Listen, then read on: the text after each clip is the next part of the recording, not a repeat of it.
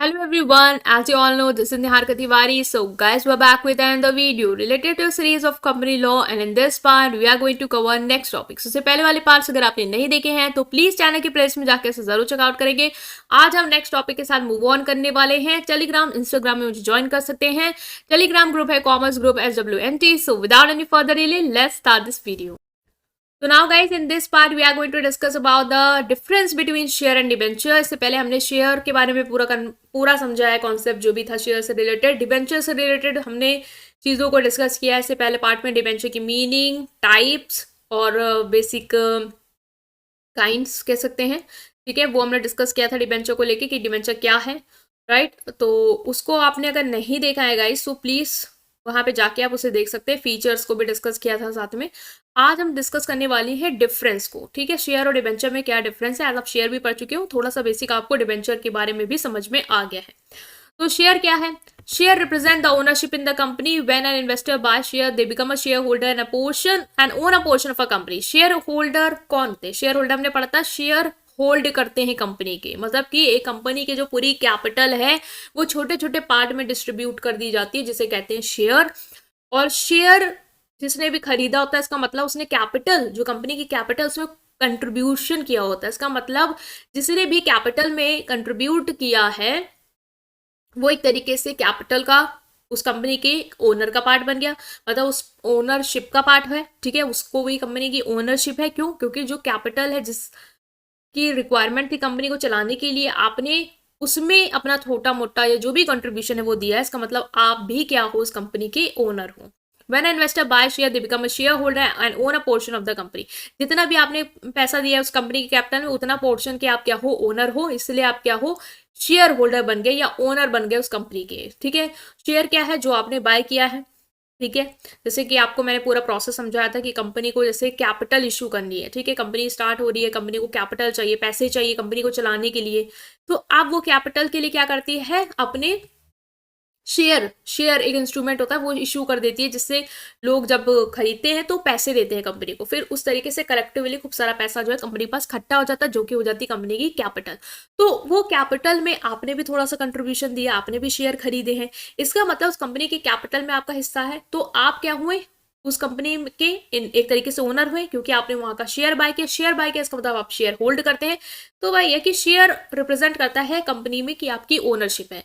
When an investor buys share, they become shareholder and own a portion of company capital, या company का एक हिस्सा जो है वो ओन करते हैं।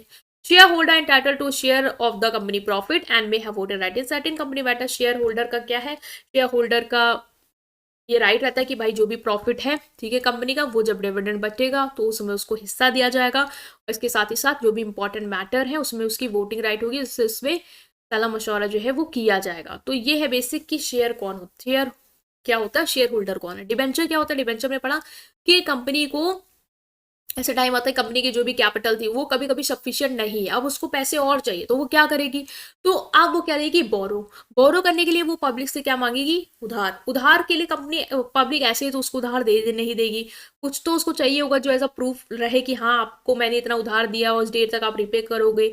तो उसके लिए वो एक इंस्ट्रूमेंट इश्यू करती है जिसे कहते हैं डिबेंचर, ठीक है। तो when a investor purchase a debenture, फिर इन्वेस्टर उसी इंस्ट्रूमेंट को क्या कर लेता है, परचेज कर लेता है, ठीक है। देयर और जैसे परचेज कर रहा है, जिस कॉस्ट में उसे परचेज कर रहा है, उसका मतलब वो उस कंपनी को उतने पैसे दे रहा है। मतलब वो पैसे सिर्फ ऐसे नहीं दे रहा है कि कैपिटल में कंट्रीब्यूशन कर रहा है, नहीं, वो उसको उधार दे रहा है। वो पैसे उसको वापस रिटर्न करने पड़ेंगे कंपनी को, जितना भी उसने पैसा दिया है, ठीक है। तो they are essentially lending money to the issuing company. जिस भी कंपनी ने वो डिबेंचर इशू किए हैं, इन्वेस्टर डिबेंचर को परचेज करता है। वो परचेज करने का मतलब है उसने आपको पैसे दिए हैं, वो पैसे उसने उधार में दिए हैं, उसने आपको लेंड किए हैं। अब आपको उसको वो पैसा वापस करना है उस मैच्योरिटी डेट में जो आपने उसको बताई है कि इस तारीख तक आपको इतना पैसा जो भी आपने दिया है वो आपको वो दे दिया जाएगा, रिपे कर दिया जाएगा। और तब तक नहीं, और जब तक नहीं हो रहा है तब तक हर दौरान जो है वो आपको इंटरेस्ट रेट जो है वो दिया जाएगा बकायदा। तो डिबेंचर होल्डर कोई ओनर नहीं है कंपनी के, वो आपको इसलिए पैसा नहीं दे रहे कि वो आपके उसमें लगा रहे हैं पैसा। जैसे शेयर होल्डर है वो कैपिटल में कंट्रीब्यूट कर रहे थे, प्रॉफिट होता है आगे तो आप हमें दे दीजिएगा डिविडेंड, हम वोटिंग राइट में है क्योंकि हम ओनर हैं, ठीक है। वो एक तरीके की ओनरशिप दिखा रहे हैं। लेकिन ये है कि ये खरीद के बस आपको एक तरीके से पैसा उधार दे रहे हैं, जो कि उनको आपको रिटर्न करना होगा और उन पे उसको इंटरेस्ट भी देना होगा। Debenture holder are the creditor of the company and the company is obligated to repay the interest and repay the principal amount and maturity. भाई जैसे 4 साल के लिए आपने उससे उधार में पैसा लिया तो 4 साल तक आप उसको पहले इंटरेस्ट देते रहो, और 4 साल जैसे आ जाए हो जाए खत्म, वैसे उसका पूरा पैसा जो है उसको वापस दो, उसको चाहिए वो अपना। ठीक है। नेक्स्ट है ओनरशिप एंड वोटिंग राइट के बेसिस पे हम इसको डिफरेंशिएट कर सकते हैं। Share holder have ownership right in the company and entitled to participate in decision making and through voting a general meeting. मतलब कि शेयर होल्डर क्या है, कंपनी के ओनर है, इनके पास कंपनी की ओनरशिप का राइट है। ठीक है, ये कंपनी के ओनर है। ओके, कंपनी के ओनर है और कंपनी की ओनरशिप पे क्या है, इनका राइट है। ये ओनरशिप कैसे राइट है, क्योंकि जो भी कंपनी अपने इंपॉर्टेंट डिसीजन लेती है जैसे जनरल मीटिंग में, तो वहां पे इनके पास वोटिंग पावर होती है। वोटिंग के थ्रू ये डिसीजन को थोड़ा क्या कर पाते हैं, इन्फ्लुएंस कर पाते हैं, डिसीजन अपने पक्ष में ला पाते हैं। तो जितने भी नंबर ऑफ वोट्स हैं typically correspond to the number of share है। जितने आपके पास शेयर होंगे उतने आपके पास वोट्स होंगे, उतना ही आपका पल्ला भारी होगा उस कंपनी के डिसीजन मेकिंग में। ठीक है। डिबेंचर होल्डर की बात की जाए तो इनका कोई ओनरशिप राइट नहीं है, ना ही वोटिंग राइट में है इनका कंपनी का। ये बेसिकली क्या है, लेंडर है जिन्होंने कंपनी को उधार में पैसे दिए हैं, एंड उनको उस पैसों पे इंटरेस्ट मिलेगा, और जो प्रिंसिपल अमाउंट है वो उनको डिवेंचर के टर्म्स एंड कंडीशन पे रीपे कर दिया जाएगा। मतलब जो भी पैसा इन्होंने दिया आप उनको पूरा पैसा क्या करेंगे, वापस करेंगे ब्याज सहित। ठीक है। नेक्स्ट है यहाँ पे रिस्क एंड रिटर्न के बेसिस पे difference. Share holder are expose to company performance and the fluctuation of stock market while they have the potential for higher return through capital appreciation and dividend, the value of share can also decrease and there is no guaranteed return. अब इसको समझो। Share holder are expose to company performance and fluctuation. Share holder के बारे में अगर बात की जाए कि क्या रिस्क है, कितना रिटर्न है, तो कंपनी कितना कैसा परफॉर्म करती है, स्टॉक मार्केट में कैसा फ्लक्चुएशन होता है, उस पर डिपेंड करता है कि इनको भाई कितना आप रिटर्न वगैरह दोगे। ठीक है। जब कंपनी बहुत अच्छा कर रही है, अच्छा रिटर्न आ रहा है, ठीक है, तो फिर भाई वो कंपनी अपने शेयर होल्डर को अच्छा खासा डिविडेंड वगैरह जो है वो पे करेगी। तो जो भी आपका शेयर में जो भी आपके डिविडेंड की वैल्यू है वो डिपेंड करती है भाई आपकी शेयर की वैल्यू कैसी मार्केट में चल रही है, वो बढ़ रही है, घट रही है। बढ़ रही है तो आपको अच्छा खासा डिविडेंड मिलेगा अपनी कंट्रीब्यूशन पे, अदरवाइज नहीं मिलेगा।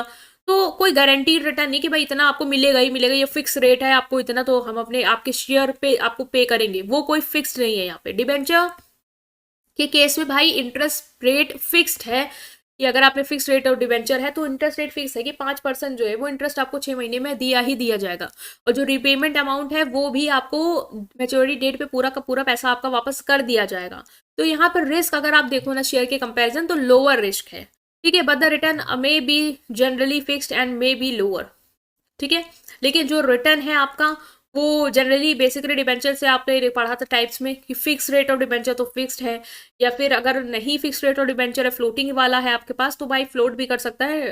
डिपेंड करता है मार्केट में क्या रेट चल रहा है या क्या स्टैंडर्ड है, क्या मार्केट सिचुएशन क्या, उस हिसाब से भी कंपनी आपको इंटरेस्ट रेट पे कर सकती है। तो वो हमने देखा भी था टाइप्स में कि टाइप्स में डिफरेंस होते हैं। Next is priority in repayment. Priority की बात की जाए तो share holder are residual claimants. Claimants, meaning they are entitled to the remaining asset after the company has satisfied its obligation to creditor, including debenture holder. Okay, share holder जो है वो देखा जाए तो उनको तब पैसा मिलेगा जब आपने कंपनी के जो भी डिबेंचर होल्डर उनको पूरी तरीके से क्या कर दिया, सेटिस्फाइड कर दिया है। मतलब कि meaning they are entitled to the remaining asset after the company has satisfied its obligation to the creditor including debenture holder। मतलब पहले कंपनी के पास जैसे पैसा है, प्रॉफिट है, तो वो डिविडेंड शेयर होल्डर को बाद में बांटेगी। सबसे पहले तो जो भी उसके इंटरेस्ट रेट है जो उसको पे करना है डिबेंचर होल्डर को, जिसके क्रेडिटर्स हैं, पहले वो उनको पे करेगा, बचता है तो फिर इनको मिलेगा, अदरवाइज नहीं मिलेगा। डिबेंचर का क्या है, डिबेंचर होल्डर का क्या है, in the event of liquidation और bankruptcy debenture holder have a higher claim on the company asset compare to the share holder. भाई इनका तो क्लेम ही higher as compare to share holder. Share holder को तो आप बाद में दोगे, अगर बच रहा है तो आप दोगे, ठीक है, अदरवाइज नहीं भी दोगे। ठीक है, अगर नहीं है तो फिर इनको हटा के नहीं दोगे, पहले उनकी जो भी लाइबिलिटी उसको पूरा करोगे, because they are the creditors. ठीक है, तो वही बोला गया है कि जैसे कंपनी वाइंड अप हो रही है, लिक्विडेट हो रही है या पूरी तरीके से बैंकरप्ट भी होगी, तो भी डिबेंचर होल्डर का क्लेम ज़्यादा है। उस केस में कंपनी लिक्विडेशन वाले टाइम पे भी है, तो आप जो भी डिबेंचर होल्डर को अपने एसेट बेच के सबसे पहले उनका पैसा पूरा करो, उनको पहले पैसे दो, फिर आपके वहाँ बचता है तो शेयर होल्डर को पे करो, अदरवाइज ठीक है नहीं ज़रूरत है। ठीक है, तो उनका रिस्क है, बट यहाँ पे रिस्क नहीं है इतना, क्योंकि भाई इनको तो मिलेगा ही मिलेगा। कंपनी वाइंड अप भी हो रही है, लिक्विडेट भी हो रही है, बैंकक्रप्ट भी हो रही है, तब भी इनको कंपनी के एसेट के थ्रू पेमेंट वगैरह जो है वो करा दी जाएगी। Security bencher holder have a claim on specific asset while security bencher have general claim. भाई जो सिक्योरिटी बेंचर है, जिनको हमने टाइप में पढ़ा था कि जिनको कंपनी की सिक्योरिटी जो है वो दी गई है, तो उनको तो भाई ये है कि हाँ, उनका कंपनी अगर लिक्विडेट हो रही है तो सबसे पहले उस एसेट को जो सिक्योरिटी पे रखा है तो उसको बेच के पहले इनका पैसा वापस करो। और अनसिक्योर्ड है, जिसमें कोई भी सिक्योरिटी कंपनी ने नहीं दिया है, उनका जनरल क्लेम रहेगा कि हाँ भाई, उनको जो भी अमाउंट जो आपको रिपे करना है आप उसको बकायदा रिपे करो। ठीक है। ड्यूरेशन की बात की जाए तो share represent a long term ownership interest in the company, while share holder can sell their share in the secondary market, there is no fix maturity date of for share. Share का अगर interest देखो तो long term ownership होती है। ठीक है, जो भी शेयर होल्डर बनते हैं वो लंबे समय तक ओनरशिप रखना चाहता है उस कंपनी में थ्रू शेयर। ठीक है, बाकी ये भी ऑप्शन है कि भाई आप शेयर होल्डर हो, आपको उस कंपनी के शेयर होल्डर नहीं रहना, आपने जो भी शेयर खरीदी उस कंपनी उसको बेच दो सेकेंडरी मार्केट में, कोई और आपकी जगह आके आ जाएगा। तो फिक्स मैच्योरिटी डेट नहीं है कि भाई इतने बस 6 साल तक आप शेयर होल्डर रहोगे। आप रहना चाहते हो, आप लंबे समय तक रहो, आप नहीं रहना चाहते हो आप बेच दो, वो आप पे है। कोई फिक्स क्राइटेरिया नहीं कितने समय तक आप बस शेयर होल्डर रहोगे। डिबेंचर में आपको पता है फिक्स मैच्योरिटी डेट है। आपने कंपनी ने अगर किसी से उधार लिया है पैसा तो वो एक समय तक लिया होगा, जैसे 5 साल 6 साल। फिर जैसे वो 5-6 साल पूरे होते हैं, कंपनी क्या करती है, उनका पैसा जो है वो रिटर्न कर देती है। ठीक है, तो कंपनी के ऊपर एक जिम्मेदारी होती है कि वो रीपे करे प्रिंसिपल अमाउंट ऑन और बिफोर दैट डे, या तो उस डेट तक जो उसे दिए तब तक करे, या उसके पहले जो भी अमाउंट है वो उसका क्या करे, रीपे कर दे। कन्वर्जन ऑप्शन की बात की जाए तो ये लास्ट है। कन्वर्जन ऑप्शन, शेयर में कोई कन्वर्जन ऑप्शन नहीं है, मतलब शेयर को आप डिबेंचर में कन्वर्ट नहीं करा सकते। भाई आपके पास शेयर, अब कौन नहीं, मैं क्रेडिटर ओनर से क्रेडिटर बन जाता हूँ, तो ये ऑप्शन नहीं होता। लेकिन डिबेंचर में आपने पढ़ा था फुली कन्वर्टेबल, ठीक है, पार्शली कन्वर्टेबल, कन्वर्टेबल डिबेंचर, वहां पे आपने पढ़ा था कन्वर्जन फीचर होता है डिबेंचर, मतलब कि आप डिबेंचर को क्या करा सकते हो, इक्विटी शेयर में कन्वर्ट करा सकते हो। ठीक है, अब वो कितना कन्वर्ट करेंगे, डिबेंचर की पूरी फेस वैल्यू या फिर half of the face value, वो डिपेंड करता है आपके पास टाइप ऑफ डिबेंचर कौन सा है, फुली कन्वर्टेबल या पार्शली कन्वर्टेबल है।